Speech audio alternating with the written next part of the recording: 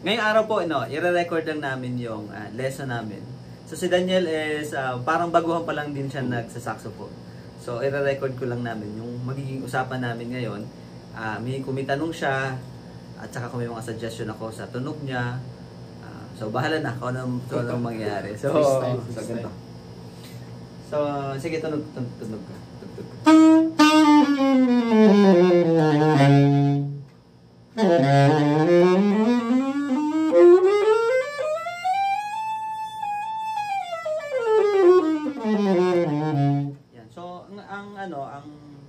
Doon sa habang ginagawa mo yun, so ang napansin ko, hindi pantay yung sa daliri mo. Hindi pantay yung pag-execute mo ng fingering. So, kuminsan kasi, hindi pantay-pantay yung angat sa kababa ng daliri mo. Yung iba po parang mataas. Ibang mataas. Paano ko So, medyo ibaba mo yung kan. Usually, dapat yan, ang fingering dapat konti lang yung angat, no? Parang nandun lang siya nakapindot pa rin siya sa edge, malapit sa edge.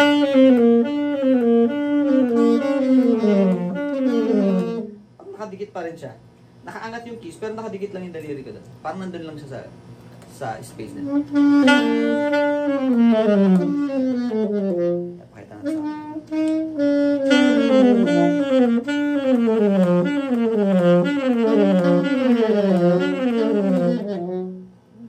Sa right.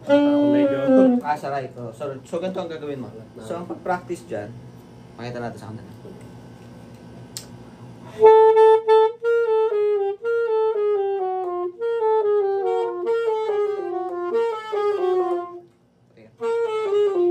Ayan. So medyo mabilis yung mabilis yung pagpindot mo nito. So strong finger mo siguro. So ang gagawin mo, ibahin mo na rhythm.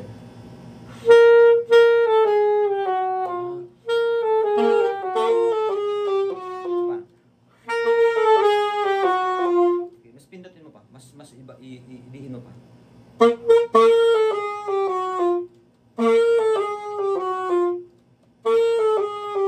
Yan, tuloy lang.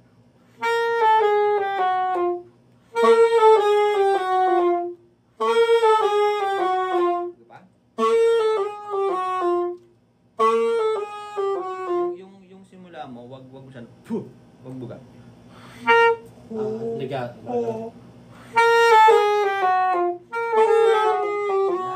Pero yung mga sumunod na notes, dila pa rin or legato lang? Legato lang yan. Kasi nakafocus tayo sa daliri.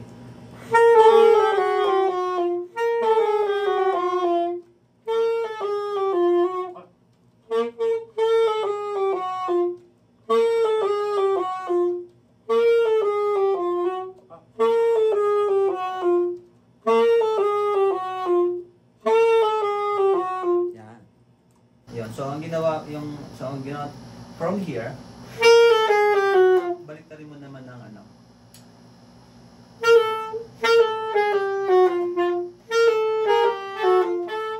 Anong start mo ng note?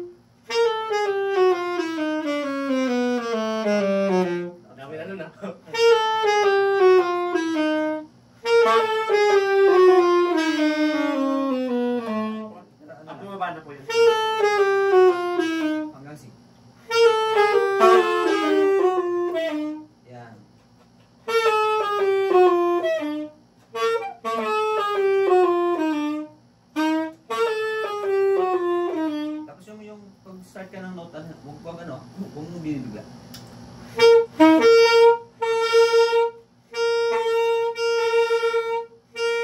Di po siya ano, hindi siya dila. Hindi, huwag dito. No. Pero ano, kailangan naka-ready na sa note yung labi mo.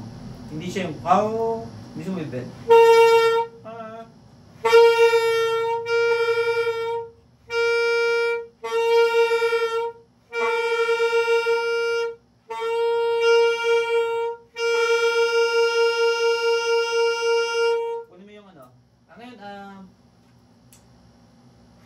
Kunin mo ngayon ano nito, yung lakas nito, itong gagawin ko ngayon. Meron kang ano pagsukat? Online lang. Yung decibel.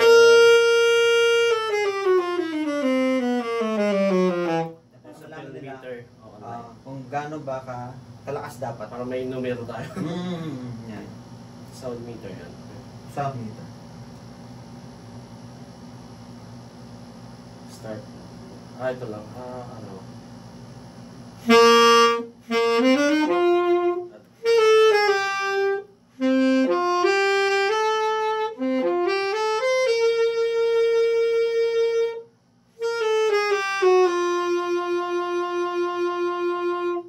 Umabot po siya ng 110.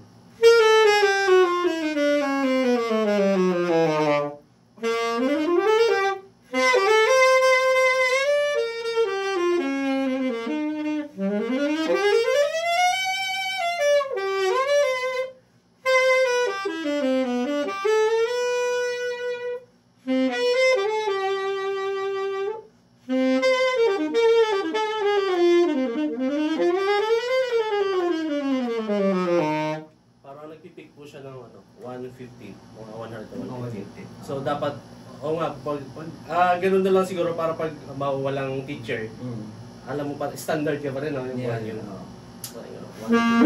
Kasi pag hinihinaan mo, hindi yan normal na sound ng saxophone.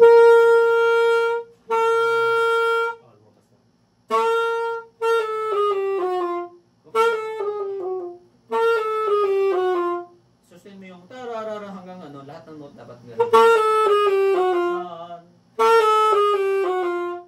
Nawawala ka. Sustain pa.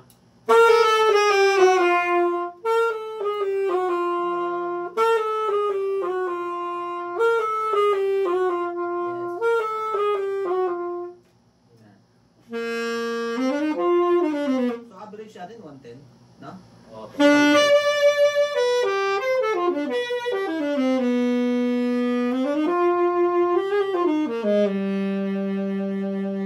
Siguro ano, naka-steady rin siguro yung device kung saan.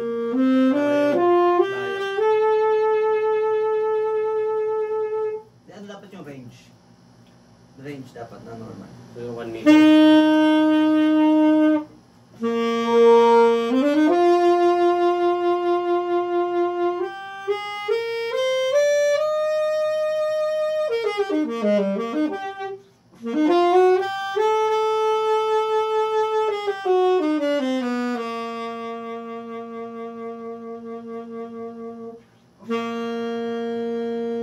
So kung sabihin natin siguro ang range dapat pag nagpa-practice ka is mga 80 to 110. 80 to 1. Try natin ng 80. Sige. 1 meter ano? 1 meter. 1 meter yan. Yan.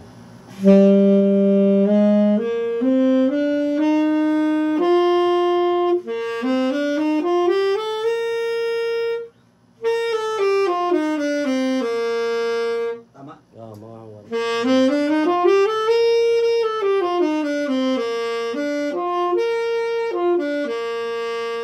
110 to 115, 16. Mga ganun. Tama, mga ganun lang.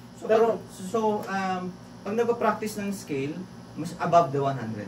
Po.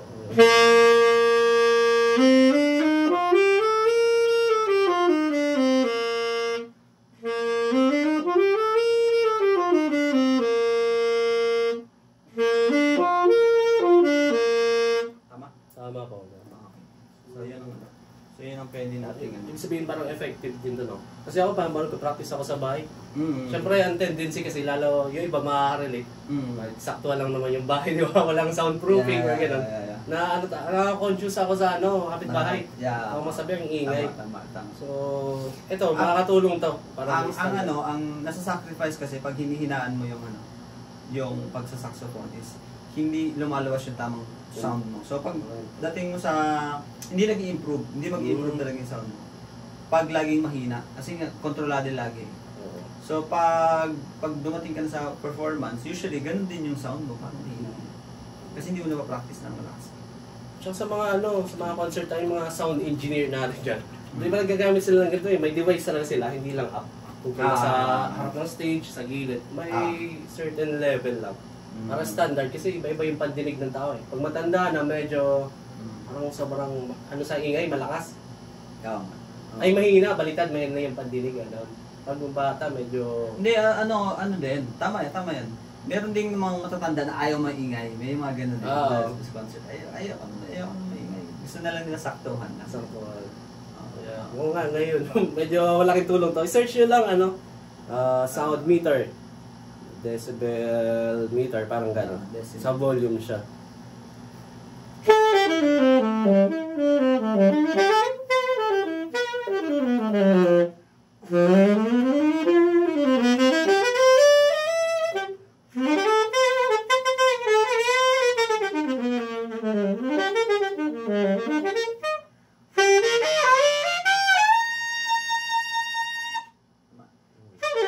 Yung altissimo ka.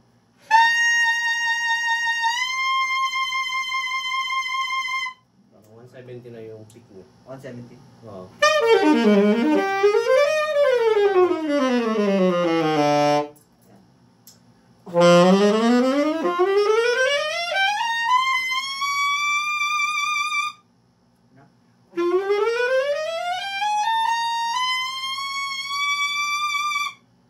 Best yun, sir, di ba? Kasi yung level, pag i-level mo yung sound, so nag-require din siya ng parang yung pagbuga mo, may sustain, mahaba. Para kapag ma-hold mo yung certain level na yun, dapat yung pag-produce mo ng hangin, vibration, maano rin. So ang question doon is, ano ba ang tips para yung mo, pag-ihip mo is ma-sustain, parang long tones, mga ganon, something. Kasi habaw ako, nag-start, hindi ko kaya yung i-sustain ng ganon level kasi bibitin na yung hangin ko, gano'n. So, bago makarating sa ma-sustain mo yung certain level dito, mga average 110. So, paano ba yun? Ano ba may tips para ma-sustain yun? Yung parang sa mo, hangin. Sa hangin. Ang tip ko dyan yung paggamit ng diaphragm muscles. Hindi yung, kasi pag dito, malakas nga siya, pero ubos yan. Ubos agad yan.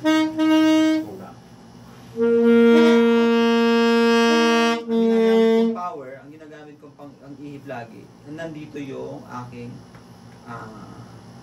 pressure. Chan.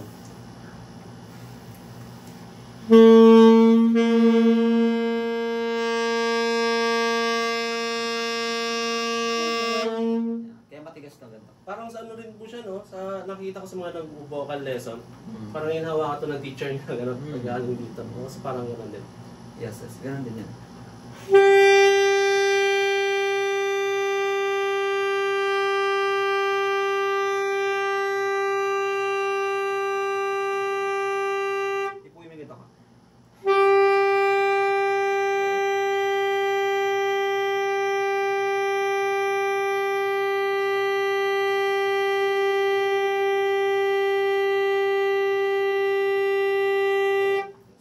Habang nauubusan ako ng hangin, mas lalong tumitigas yan. Lalong tumitigas. Ano po bang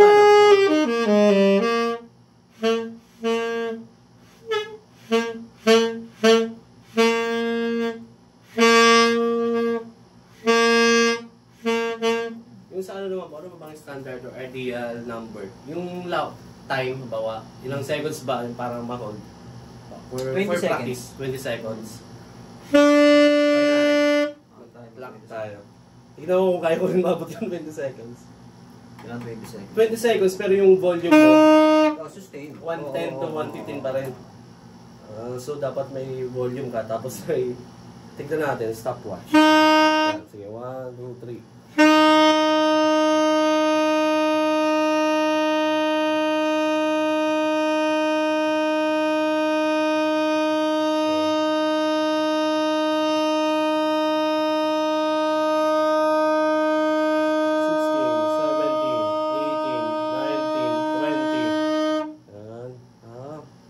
Matagal-tagal din yun, Oh, so yun ang kailangan mo man. Kaya nga, kaya 20 seconds. Start.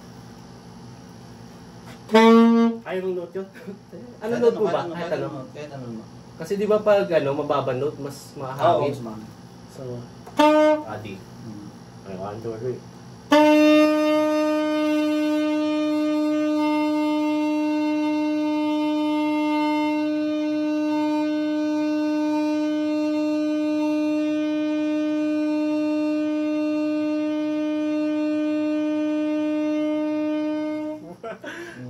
Yung mabot, 17 seconds. So, ayun, so ibig sabihin, kulang pa talaga. At least may basihan tayo. Ano pati, siguro yung efficiency din, yung efficiency niya baka masyadong mahangin. So dapat po, bukod dito sa time, 20 seconds, yung sound meter din. So around mga 110 to 115 yung volume. Oo, yeah. Hindi pwede naman masyadong. At least meron tayong pagbabasihan.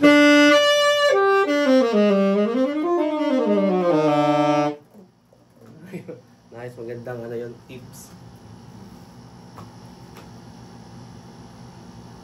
Ayan, so ano pa yung last question na pwede nating na pwede mong i-ask? Ayun, focus. Sa ngayon po, nag-umpisa, focus ako dun nga sa sa tone. Sa tone, yung volume. Tapos next siguro yan yung mga vibrato. Pero tone muna ako ngayon. Ano po ba sa tone? Yun nga, pag sustain, yung volume, nasagot naman Kasi yun yung challenge pag wala kang kasama, walang teacher. O walang nagsisita. Feeling mo tama yung Okay. Yung malaking tulong talaga yung lalamunan sa tone, no ba? Tama yung saka dila, no? Dila.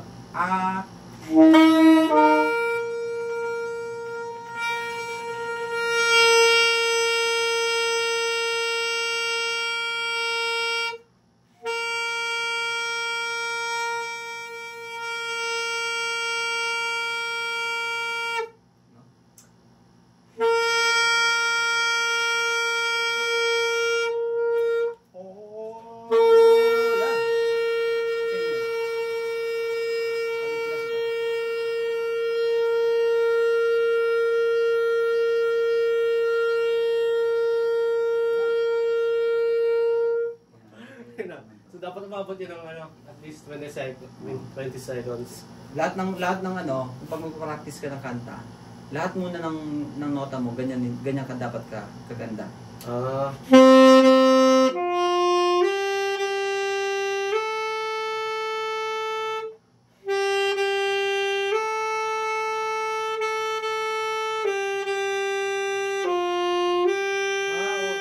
Tama, na-realize ko din.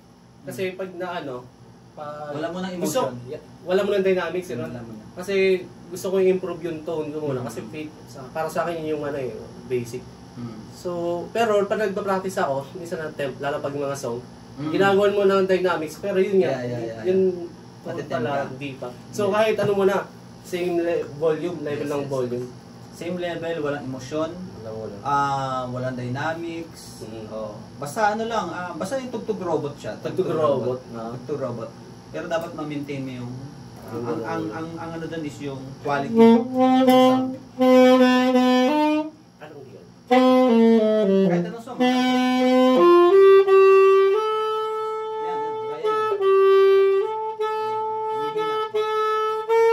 Meron pa rin dynamics. May dynamics.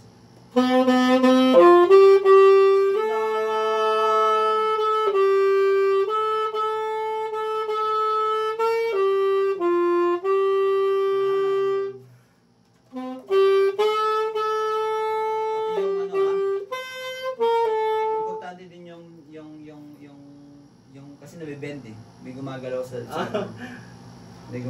bibig. Ay, yung ano naman po, walang regardless kung didila mo or legato. Basta volume muna. Oo, wala ano. Kahit puro dila.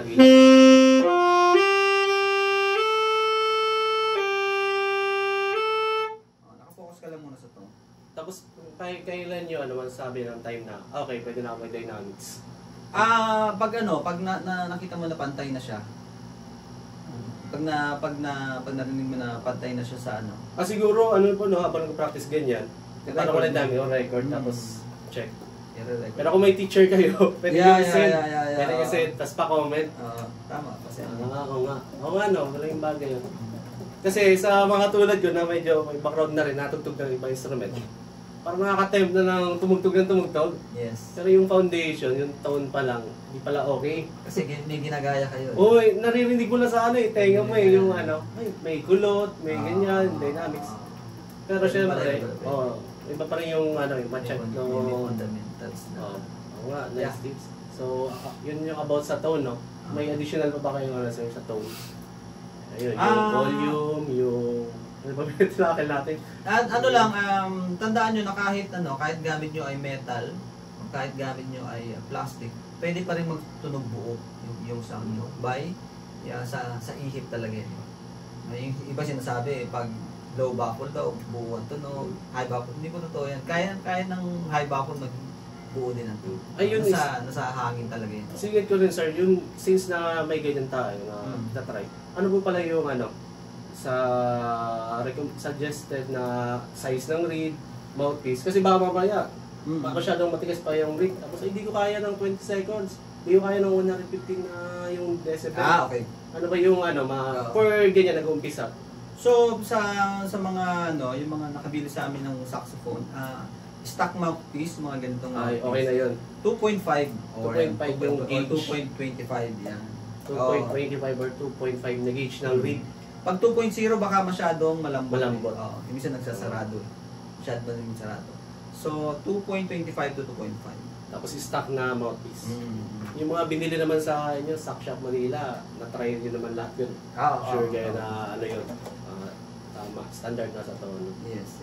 So, ayun. Buti na, ganun pala. Kasi mamaya, pinagtatry na yung ginawa natin. 115. Tapos hindi ako makabot ng 20 seconds. Yung pala, ang tigas ng reed. Matigas yung reed. Ganun pala.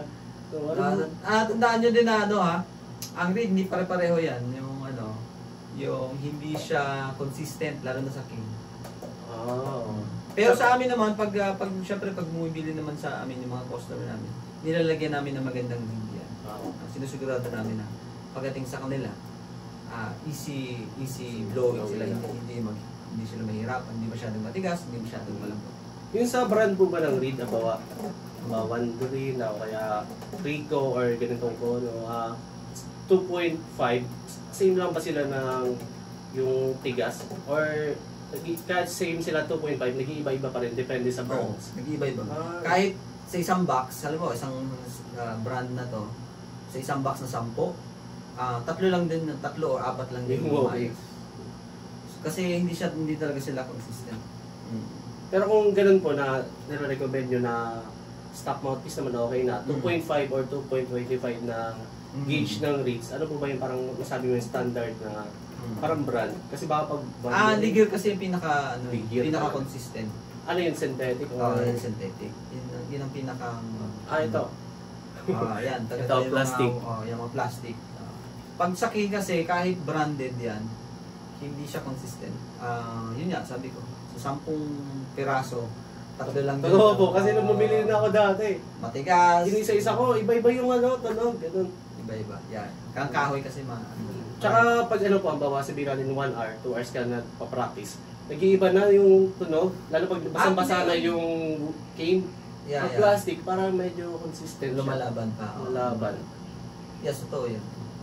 So, yun nga lang, medyo pricey talaga. Pero kung may pag-invest naman kayo sa plastic, synthetic. Ingatan nyo lang kasi syempre mahal. Mahal. Pero ano siya, parang feeling ko magandang investment naman kasi yun nga, consistent. Medyo hindi siya prone sa biyak. Yeah. Kasi plastic. Try nyo muna cane. After na marunong na kayo na ano nyo na yung mga risk at na alam nyo na alagaan, doon na kayo bumili ng Oo, sa bagay. Yeah. Start muna sa ano, kasi medyo pricey rin kasi yung plastic. Oo, ang dami mong magagastos doon sa... Pero kung yung mga kaibigan natin yan, hindi naman issue yung pera. Mamigay kayo. Mamigay kayo! Share nyo yung mga kailangan. Ayan, so I hope marami kayo natutunan dito sa aming session. So, yeah, thank you for watching my YouTube. I-subscribe nyo yung mga hindi ko na-subscribe. And yung i-upload ni Daniel na channel niya, supportahan nyo rin sa kanya. Journey as a saxophonist and keyboardist. Ayun, sige. Thank you! Bye!